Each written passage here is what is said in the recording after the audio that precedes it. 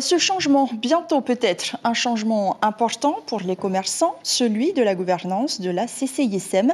Les 36 représentants seront élus le 27 juin prochain. Ils devront ensuite élire à leur tour le nouveau président, comme au territorial. Si une seule liste s'était présentée à la précédente élection, elles sont 3 cette fois à relever le challenge. En voici là avec Kaline Yenard et Marcel Bonneau. L'élection des représentants de la Chambre de commerce a comme un air du second tour des territoriales. Une triangulaire avec 2 listes opposées à celle du président sortant. Celle du collectif CCISM 2028 se lance pour la première fois avec à sa tête Kelly Hassin-Moux.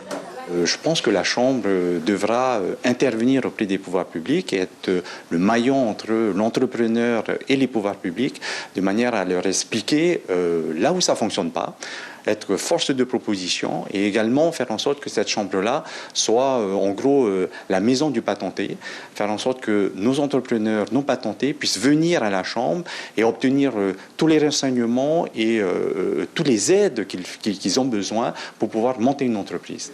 Deuxième liste en course, l'Union des chefs d'entreprise du Fénois, menée par Jean-Paul Toueiva, chef d'entreprise depuis 25 ans et surtout déjà représentant à la CCISM entre 2009 et 2018.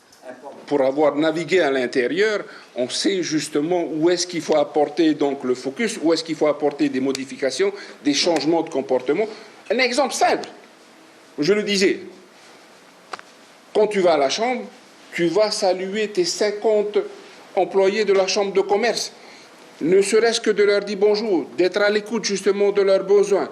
Ça, c'est pour moi capital.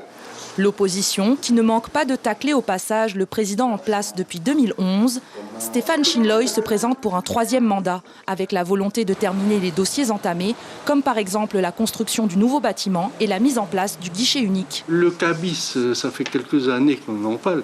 Demain, en le récupérant et en l'intégrant dans notre nouveau bâtiment, c'est de réduire les délais, comme en Nouvelle-Calédonie. Il y a eu un retard de transmission entre l'État et le pays.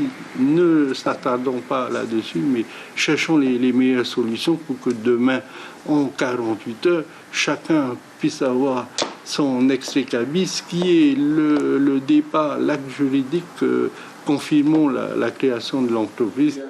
Il appartient désormais aux plus de 30 000 patentés en Polynésie d'exprimer leur voix le 27 juin prochain. Comme en politique, c'est le vote qui déterminera le changement ou non.